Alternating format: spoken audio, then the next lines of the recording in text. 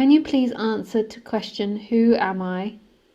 However, I know answer does not exist in thoughts, but still want to know answer through the presence that you are. Can you please answer to question, who am I? Please describe personal awareness and big consciousness. Difference between the two.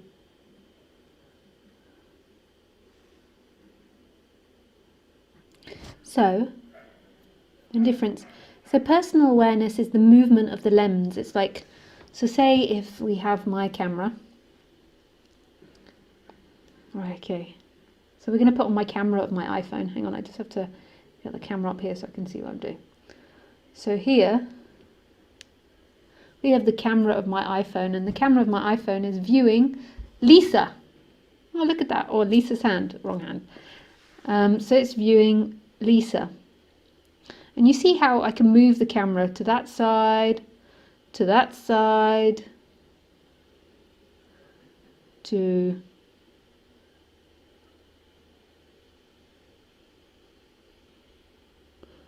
that side.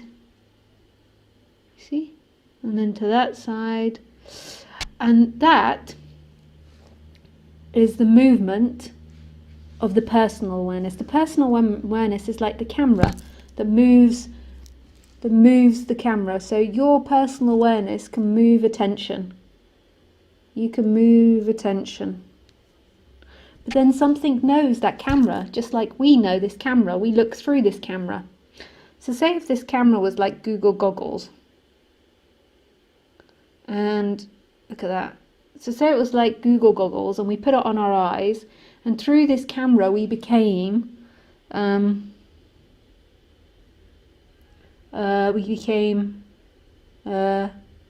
who would we become? We became, oh, look at that eye. I'm getting distracted. We became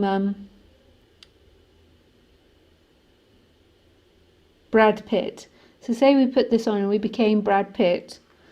Now, you see, we put on the camera, so we're looking through the camera at the Brad Pitt world, but so say we are the big consciousness, we are that which perceives the camera lens and the movement of the camera lens. You understand? So say we are big consciousness, and this is personal awareness. So, and we're putting on this, and it's Google goggles. And what Google goggles are a virtual reality. So we put on the Google goggles of Brad Pitt. So it's as if we're looking through Brad Pitt's eyes. This is Brad Pitt's eyes, and on it goes. And then we've got this Google goggle world of Brad Pitt. And we're the big consciousness, and this is the personal awareness. And that's the same what the personal awareness is. So you can move the personal awareness to the top of your head. You can move it to the chest. You can move it to your big toe. And there is a perception of that movement. The big consciousness knows it. Often we think that when we first start this subject, that we think that that personal awareness is the big consciousness, because we can kind of look back at that personal awareness. But the fact that you can look back at it and you can see the personal awareness implies there is something that's bigger than that, because anything that's seen in the dream cannot be the seer. Isn't that cool? Isn't that cool? You cannot see the seer, yet the seer sees everything, and it is everything. It's not separate from everything.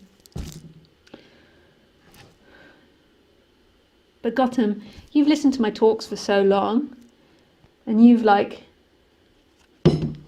been even to my talks in India. Let me just do my hair a little bit nicer. And you've been to my talks in India. You don't need to ask these questions. It's like there's an addiction to asking questions, because if you keep asking questions,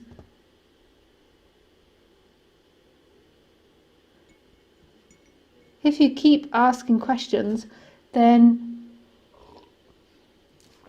you stay a seeker.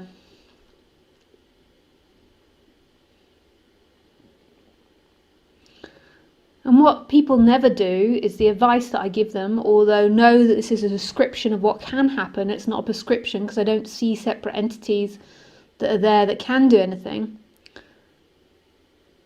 The thing that I suggest is put the attention on that seeking energy.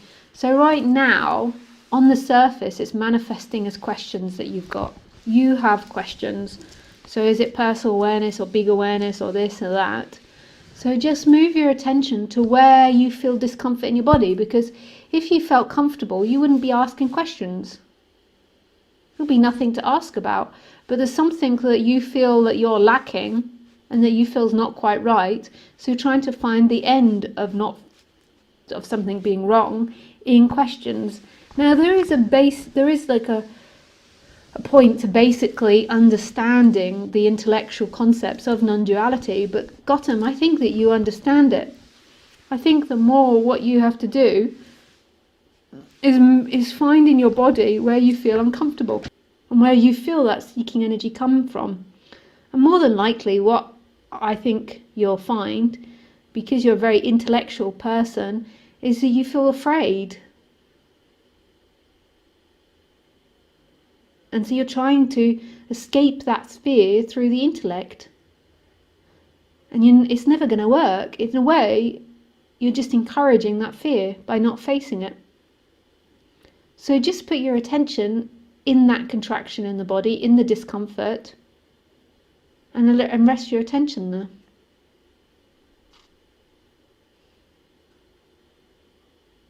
Just see what he's saying.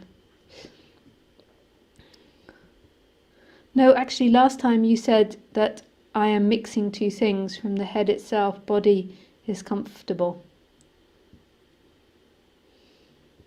Oh, okay.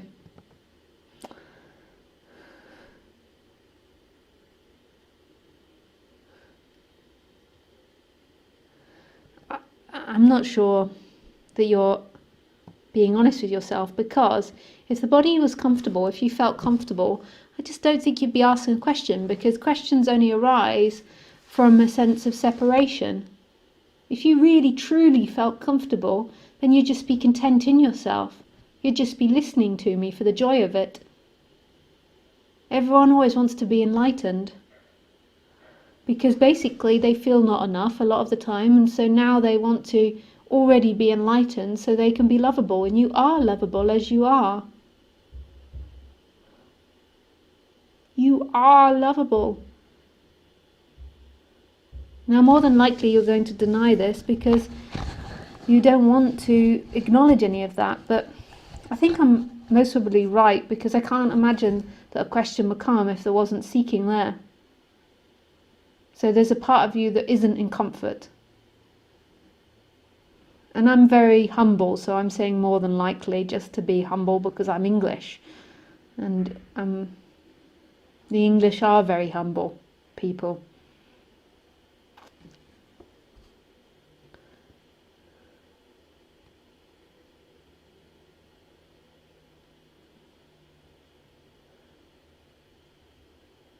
Actually, I have some work to do and read a few papers, and at the same time I'm avoiding work at the moment.